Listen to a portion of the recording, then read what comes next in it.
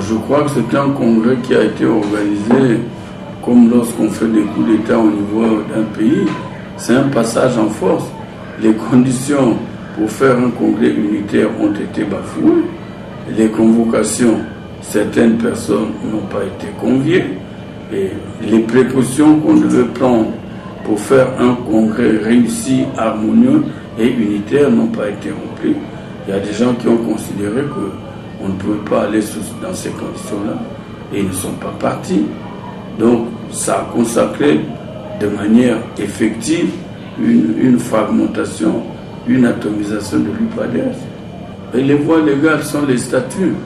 Dans un parti politique, il y a le respect des statuts, il y a le respect aussi des procédures engagées qui exigent par exemple qu'on aille vers des congrès départementaux avant d'arriver au congrès au niveau national.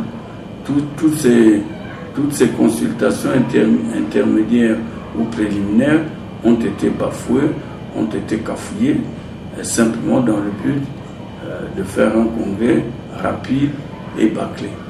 Si je devais émettre un avis, il faut laisser la frange de l'UPADES qui travaille aujourd'hui, la laisser dans ses convictions, sur sa trajectoire.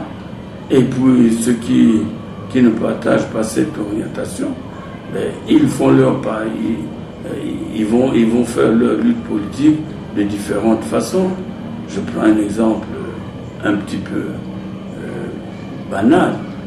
Rien n'empêche certains d'entre nous d'adhérer à des partis existants. Rien n'empêche certains d'entre nous de dire bon, mais je n'appartiens plus à aucun parti.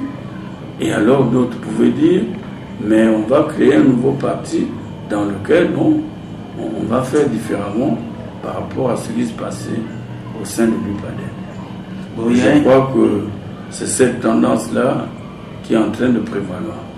C'est ça la liberté qui est donnée à chacun de pouvoir choisir son destin.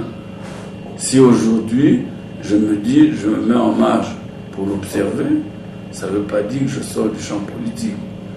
Il n'y a pas besoin de se presser ni de se précipiter.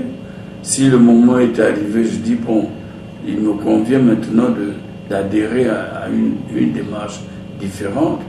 Je suis un homme libre et de bonnes mœurs. Donc, mais pour l'instant, mon choix, il dépendra un petit peu des outils qu'on va construire. S'ils sont séduisants, a priori, je ferai comme certains. Non, elle n'est pas déclarée à caractère politique. Elle est à caractère juridique, c'est-à-dire on discute conformément à la loi existante ou les lois subsidiaires qui découlent de la loi fondamentale, et de vérifier dans la gouvernance à une période donnée, est-ce qu'on respecte la loi? Si oui, on applaudit. S'il y a des choses à corriger, on le dit.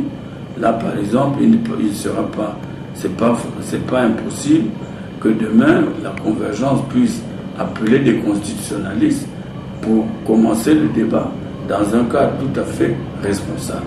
Mais il en va de la Constitution comme il peut s'agir de la santé publique, de la sécurité alimentaire et la sécurité sanitaire, la sécurité des transports maritimes, terrestres, aériens et ainsi de suite. Donc, on se saisit de tous les problèmes dont le principal c'est l'environnement et le développement durable.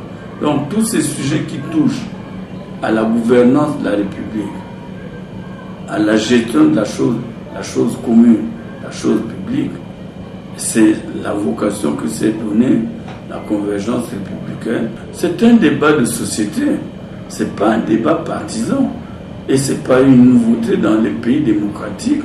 Ça, c'est des associations qui fleurissent, qui prospèrent. Vous ne vous imaginez quand même pas que les partis politiques ont le temps de réfléchir autrement que comme ils sont préoccupés par la conquête ou la conservation du pouvoir, c'est surtout la querelle politique qu'il privilégie. Mais là, l'association agit dans la sérénité, dans le calme, sans passion, pour évoquer des problèmes. Aujourd'hui, bon, il y a un ministère de la Santé. Mais oui, est-ce que les équipements hospitaliers au Congo sont suffisants, sont performants pour soigner les malades et les maladies chroniques, plutôt que d'envoyer, de faire des évacuations sanitaires? Ça aussi, on peut en parler. Les partis politiques englobent tout. Nous, ce sera une dissection. Chaque fois, on choisira un thème, une thématique, et on en tire les conclusions. Et ce ne sera pas la convergence qui aura toute l'expertise. On fera appel à des sachants, des ingénieurs, des philosophes, des sociologues, des écrivains, des communicateurs tels que vous êtes, et pour obtenir cette espèce de panoplie, cette espèce d'ouverture pour évoquer différents problèmes touchant à la vie quotidienne et la vie future, et puis au développement d'une manière générale.